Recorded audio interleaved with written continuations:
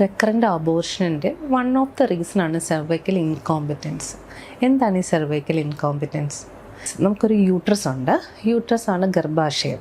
അതിനൊരു താഴ്ഭാഗമുണ്ട്, അതാണ് സെർവിക്സ്. ഗർഭാശയ മുഖം.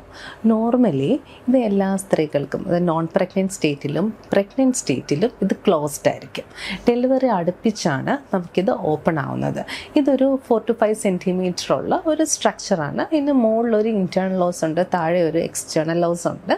ഇത് നോർമലി ക്ലോസ്ഡ് ആയിട്ടായിരിക്കും ഇരിക്കുന്നത്. ഈ ഒരു സെർവൈക്കൽ ഇൻകോമ്പറ്റൻസ് എന്ന് പറഞ്ഞ കണ്ടീഷനിൽ പ്രഗ്നൻസിയുടെ തുടക്കം തന്നെയും ഗർഭാശയ മുഖത്തിന് ശക്തി കുറഞ്ഞിട്ട് ഇത് പതിയെ ഓപ്പൺ ആയി തുടങ്ങുന്നു. പതിയെ ഓപ്പൺ ആയിട്ട് കംപ്ലീറ്റ്ലി ഓപ്പൺ ആയി പോകുമ്പോഴത്തേനും ഇത് തനിയെ അങ്ങ് ഡെലിവറി ആയി പോകുന്നു.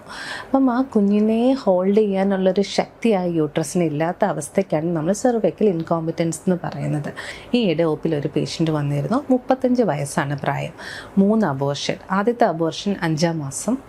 രണ്ടാമത്തെ അബോർഷൻ വജൈന വഴി സ്റ്റിച്ചിട്ടിരുന്നു, സെർവൈക്കൽ എൻസർക്ലേജ് ചെയ്തിരുന്നു. അതിന് ശേഷവും ഒരു 5-ാം മാസമായപ്പോൾ അബോർഷനായിപ്പോയി.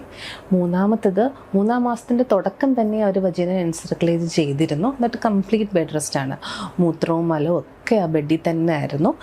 അനങ്ങിയിട്ടേ ഇല്ല. ഇഞ്ചെക്ഷൻസും ഒക്കെ ആയിട്ട് നോക്കി. 6-ാം മാസമായപ്പം അതും അബോർഷനായിപ്പോയി. ഈ പേഷ്യൻറ്റിന് നമ്മൾ ഈ വജൈന വഴി ചെന്ന് താഴ്ഭാഗത്താണ് ഈ സ്റ്റിച്ചിട്ടിരിക്കുന്നത്. അതുകൊണ്ടാണ് ഇത് രണ്ടും ഫെയിലായി പോകാനുള്ളൊരു റീസണും. നമുക്ക് ഓപ്ഷൻസ് ഉണ്ട്. ലാപ്രോസ്കോപ്പിക് അബ്ഡോമിനൽ എൻസർക്ലേജ് ആണ് ചെയ്യേണ്ടത്.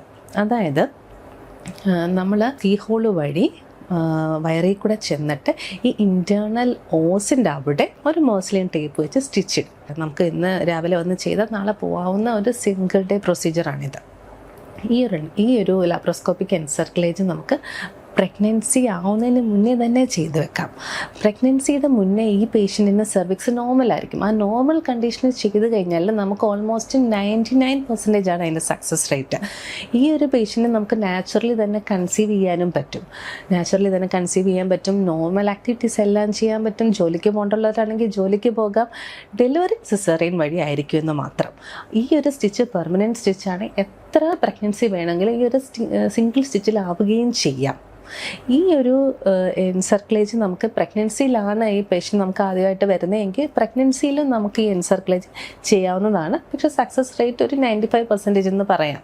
അത്രയും ആ ഒരു ഡിഫറൻസ് മാത്രമേ ഉള്ളൂ. ഇതാണ് ഈ സെർവൈക്കൽ ഇൻകോമ്പറ്റൻസ് ഉള്ളവർക്കുള്ള ഏറ്റവും നല്ല സൊല്യൂഷൻ. സോ ഇങ്ങനത്തെ കണ്ടീഷൻ ഉള്ളവർ വിഷമിച്ചിരിക്കാതെ, അതായത് റെക്കറൻ്റ് അബോർഷൻസ് ഉണ്ടെങ്കിൽ ഒരു സെർവൈക്കൽ ഇൻകോമ്പറ്റൻസ് ഉണ്ടോ എന്ന് നോക്കുകയും ഉണ്ടെങ്കിൽ ഏർലി തന്നെ അത് കറക്റ്റ് ചെയ്ത് നിങ്ങൾക്ക് നോർമലായിട്ടൊരു പ്രഗ്നൻസി കണ്ടിന്യൂ ചെയ്ത് പോകാവുന്നതേ ഉള്ളൂ. അതുകൊണ്ട് എല്ലാത്തിനും ഒരു സൊല്യൂഷൻ ഉള്ളതുപോലെ ഇതിനും ഒരു സൊല്യൂഷൻ ഉണ്ട്.